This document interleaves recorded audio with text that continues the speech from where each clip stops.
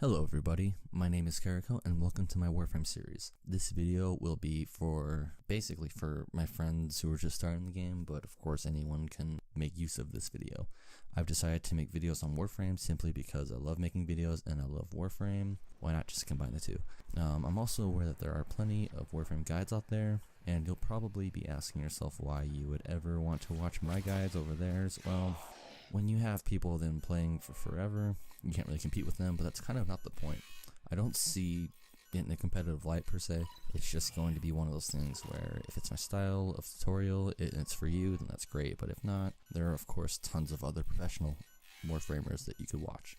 Also, I'm just doing this for fun, and I hope to cover other games as well. Now with that out of the way, let's explain Warframe. If you are new and are genuinely wanting to play the game, or even learn about it or whatever, or even if you're just trying to dip your toes in the water first, either way, this should hopefully help you out a little bit. Now, in my honest opinion, if you're on the fence about it, I would just go for it. It's free, so you don't have much to lose except maybe a lot of memory, since the game has been getting significantly bigger and better since launch. But it does help to know if it is your game or not beforehand, that way you won't waste any time. So to explain that, Warframe is a free-to-play co-op third-person looter-shooter developed by DE, or Digital Extremes. DE is also responsible for Unreal Tournament and the infamous Dark Sector.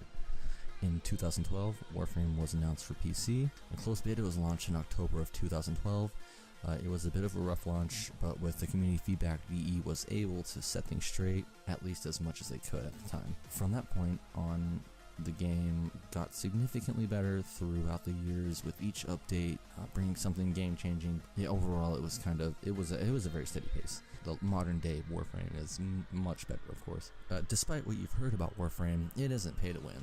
But another thing that most people don't know is that Warframe was actually pay-to-win at some point in early 2012. But in 2013, they eliminated any pay-to-win model aspects, keeping the game free and fair by being able to obtain anything in the game simply by playing it.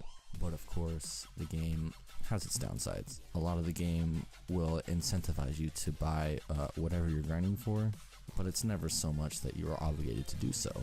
A good example of this is that when you build a Warframe or a weapon, sometimes it would have taken you a week to grind out the parts, maybe even more for a certain Warframe or a weapon, but once obtained, and after building the parts, which will take 12 hours, putting the parts together with the blueprints will take 3 days to build. But, oh yeah, by the way, the platinum is the in-game currency that you get from spending real money, which can be obtained by playing the game, mind you. This sounds a little scammy, but the wait isn't all that bad, really. If you are coming from Destiny, this is going to be kind of a hard one to adjust to, especially at first. At least to me it did. I know a lot of people are very either left or right about that. Either you come into Warframe from Destiny, you're going to have a really good time, or it's just going to be hell. Now, if you're somebody who picked up the game for a couple hours and you're confused on why weapons cost so much platinum, well, the truth is, nothing in the market is worth its price. In terms of weapons, Warframe's companions, and Arcwings, I'll make a separate video on the market, but just know for now that you should never, ever buy Sentinels, weapons, or Warframes, in most cases, with platinum. There are few exceptions, but we will get into that maybe some other time. Again, there is no real way this game can be pay to win. In fact, if you're buying the wrong things, I believe that you're actually almost paying to lose, because while you're winning some time throughout the Warframe career, whatever weapons you originally bought, you'll find that you have obtained that blueprint pretty easily along the way, probably thousands of times. Not really thousands, but quite a bit. Most, not all Warframes and guns you can buy, it can be easily obtained in the game. Of course, depending on the gun or whatever you're running, you will get whatever you bought way more than once. And also it's a co-op game, so you know everybody wins or everybody loses as a group. Also, most people who've been playing Warframe for a while will tell you that the best Warframes and weapons are actually significantly cheaper, and none of which are actually located in the Warframe market. They're mostly located in the player market, or aka trade chat. The Paris is a bow, and its platinum cost is 225 plat, which is roughly about $15 if I'm not mistaken. But its prime variant, the Paris Prime, is basically a better variant with updated stats from its original prototype, can be bought for 30 platinum, probably even cheaper, because I even feel like that may be quite a lot, which is way less than $5, so to put into perspective. Now that we got that out of the way, let's talk about what is actually going on here. There are slight spoilers, but I would consider them insignificant, and in my opinion, some things should be spoiled for the sake of context. Unless you're wanting to go in completely blind, which, surprising most people, I don't recommend, I'd suggest reading into the beginning stages of the lore before starting the game, if you know it's your game, of course, or if you're even intrigued. It isn't a must by any means, but if you're trying to get into the lore, it wouldn't hurt to do a little homework. I just wouldn't go too far into it, but if you want to figure things out for yourself, just skip to the timestamp below. Alright, for now, the gist of it is you're part of a faction called the Tenno. That means something, and it isn't just a name that rolls off the tongue, but maybe I can talk about that later as well. When you first start Warframe, after you've chosen your desired Warframe, the game just throws you in with no real explanation of what's going on. Normally, this is very annoying, but I think it's fine in this situation because it sort of fits the narrative.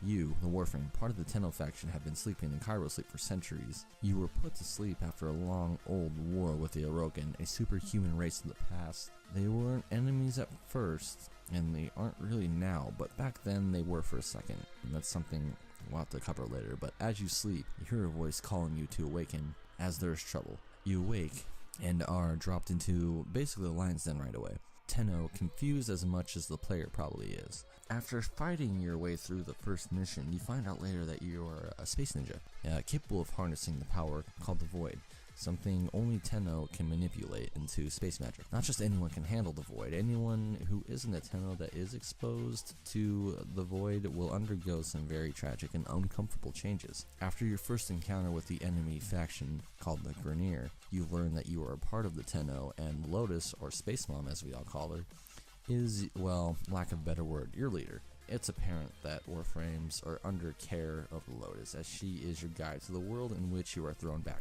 There are enemy factions that are in uprise. The Grineer, an empire of rotting clones led by the Twin Queens, wreak havoc on peaceful colonizations, while the Corpus, the second enemy faction that you'll be introduced to, are a conglomeration of an industrial and commercial trade, a trading of ancient Orokin and tech secrets in Warframes.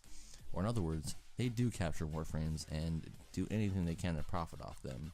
This includes dissecting them and studying them and all sorts of horrendous shit.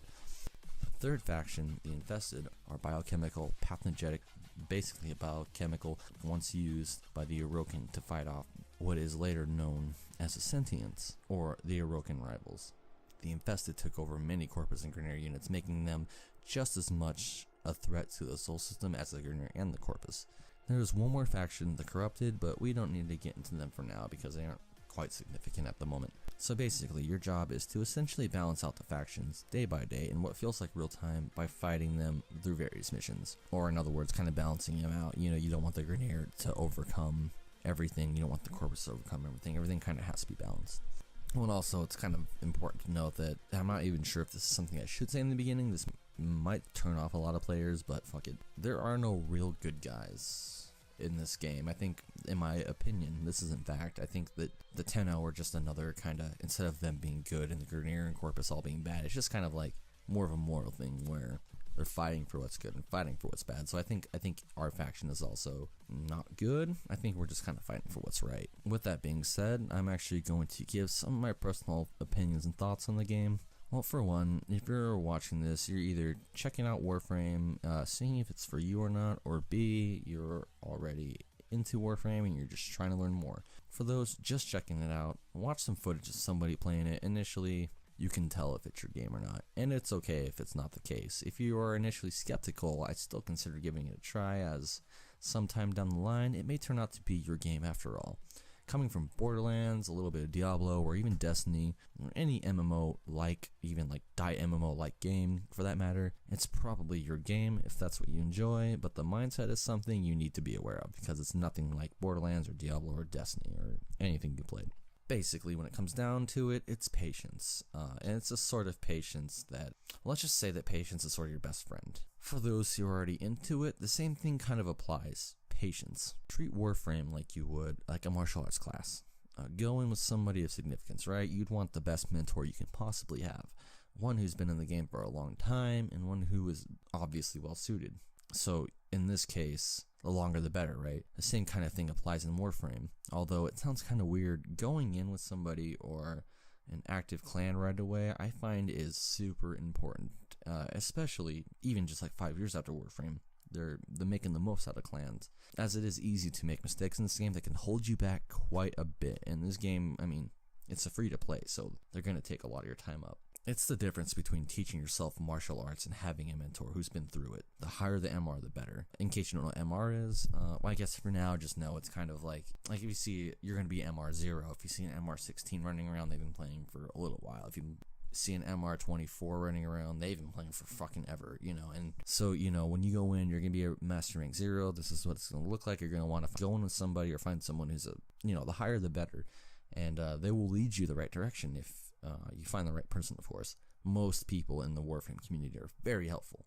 Regardless, you should just never go in alone. It's just like Fortnite or Overwatch, and not competitively, but just like, it's just a game that it feels great, but if you can play with friends, it is awesome. Another thing I want to say is that it's never too late to join Warframe.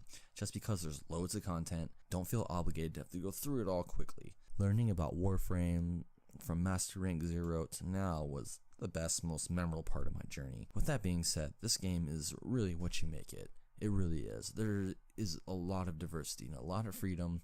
I wouldn't be so ambitious about the freedom part, but there is quite a bit of freedom, enough to make you happy. It's really easy to make the grind very, very fun, depending on how you really look at the game, and I've seen a lot of bad mindsets. So I hope that this information helps you even a little bit. As I said before, I want to make guides, essentially one big strategy guide for Warframe. That is the goal for now, but things change, so we will see where the channel goes. This channel will be mainly for specific people, but if you're just a person who randomly stumbles upon it, great, I hope it helps you out. From this point on, I will try as hard as I can to explain Warframe without having to go into great detail, but at least initially, so you aren't sitting in one spot for forever. Although some things may take longer than others to explain, but like I said, I will try and keep it as streamlined as possible. Like any other MMO, there is a lot more than meets the eye when it comes to this game, and well, it is worth your time and your effort. This game is satisfying and it's rewarding. Sorry if I didn't cover enough in getting started. There's a lot to this game, even from a general standpoint, but this was supposed to be just an introduction anyway, so if I missed anything, I'll have to cover it in the future. And yeah, I will leave it here for now. Thank you for watching, and have a good one.